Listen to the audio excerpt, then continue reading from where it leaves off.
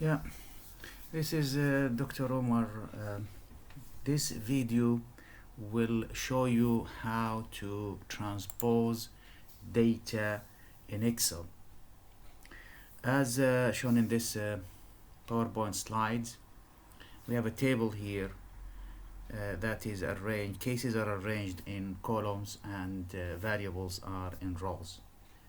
And need to rearrange them so that cases are in rows as is shown here and variables are in columns.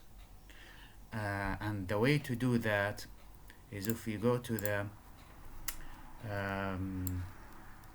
to Excel, and I have the data here already inserted as variables and cases, and what I want to do here is to transpose these data that the cases will be arranged into rows and variables onto columns.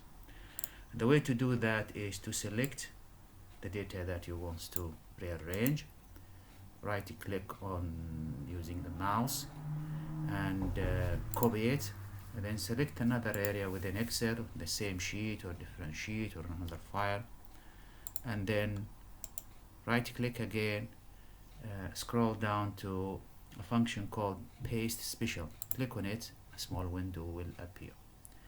In that window it's give you different options. We will not look on all of them, we'll just focus on the transpose. Click on that transpose and then click OK.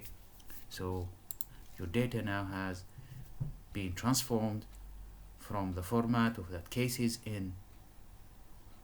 from columns into rows and variables into columns. This is the way to do transpose in Excel.